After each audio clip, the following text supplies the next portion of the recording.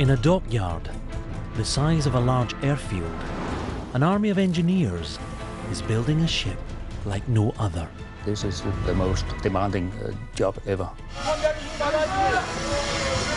Longer than 4 football pitches and capable of carrying more than 18,000 containers.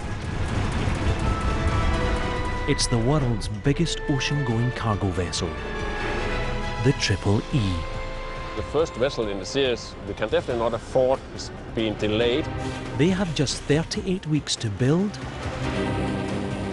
and trial this monster. This is nuts on. What is going on here? We also have to make sure that we're getting it right, because we only have one try. If you're not improving by tomorrow, we will stop your work. This is the exclusive inside story of the men and women racing to build the world's biggest ship.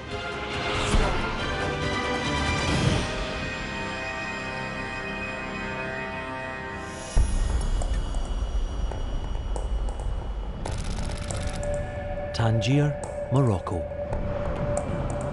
A giant container vessel is being loaded up with 12,500 containers.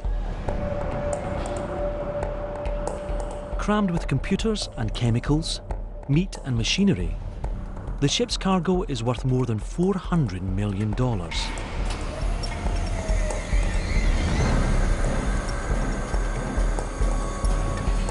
She's one of more than 600 vessels owned by Danish shipping giants Maersk Line, the largest shipping company in the world.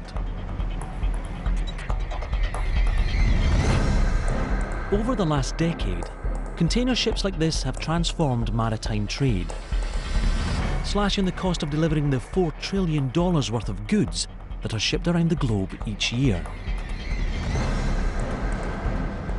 Your shoes, your shirts, your jackets, to a lot of what you use in the everyday, your iPad, your electronics, most of it has been brought here by a container ship. One of the most important trade lanes connects Asia with Europe. It's a highly lucrative maritime superhighway, accounting for a staggering $316 billion worth of business. To maximise the revenue from this critical route, Maersk Line are about to build their biggest ship yet.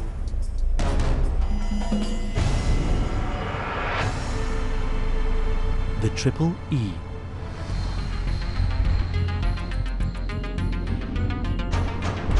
At 400 metres long, the Triple E will be the world's biggest ship.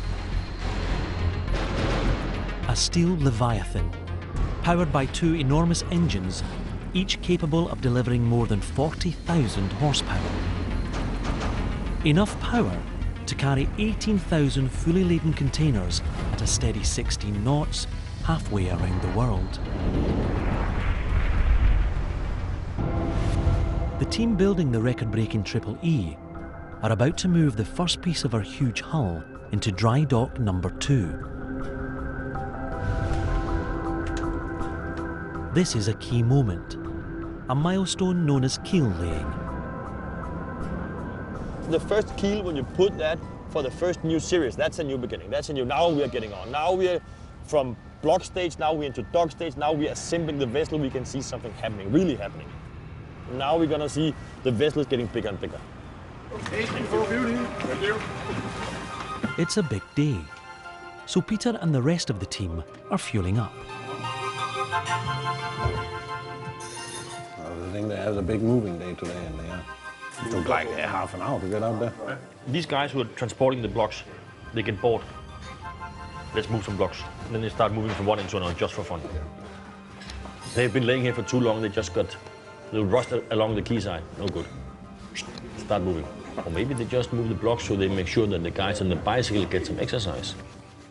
That could be also.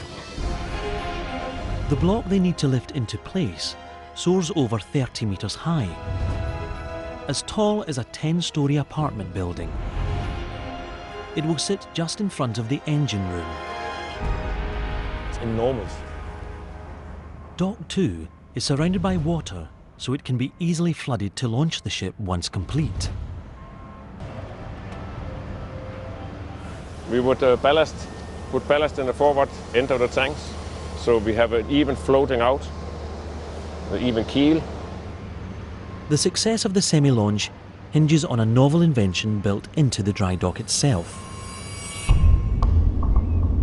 Throughout the build, access in and out of Dock 2 is controlled by a simple but clever device called a caisson gate. A floating steel box, strong enough to keep millions of cubic tons of seawater at bay. A system of ballast tanks is hidden inside the gate's steel walls. Once the dock is filled with water, workers empty the tanks in the gate so it rises. Then they tow the gate away.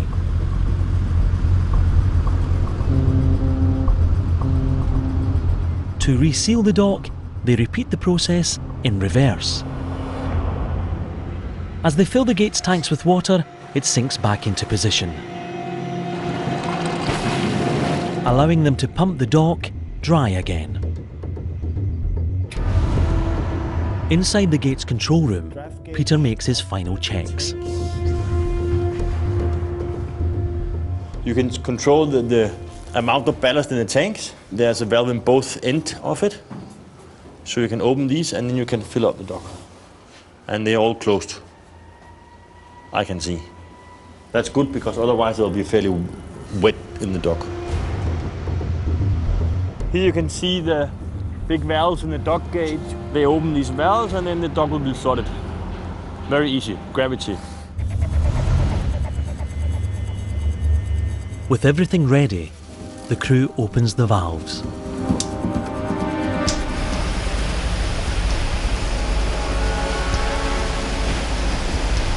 Flooding Dock 2 with 2,500 cubic metres of water per minute.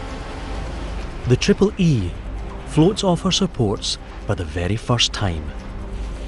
The only thing stopping the half-finished hull from filling with water and sinking the ship is a thin wall of steel called a bulkhead. For Peter and the crew, it's a nerve-wracking time. Sometimes it's a mistake, it's not closed, it's a hole. Sometimes the sink that's open, but sometimes it happens like that. The team must check everything. Nothing can be left to chance. 선제에 타치되는 게 잘못된 게 있는지 이런 거 확인도 하고 지금 같은 경우 들어가서 물속에 지금 태그라인을 해체해주고 그런 일들을 하고 왔습니다. After an anxious few minutes, the diver gives the all clear for them to open the gate.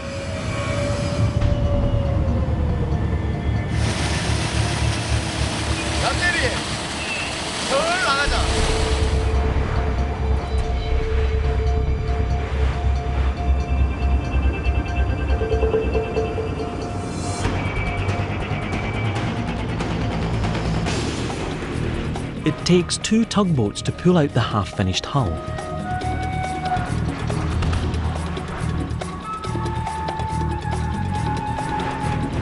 Clearing the way for the removal of the other vessels. Finally, the Triple E is towed back into her new position.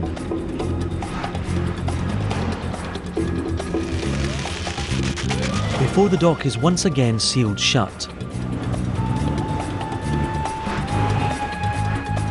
and pumped dry.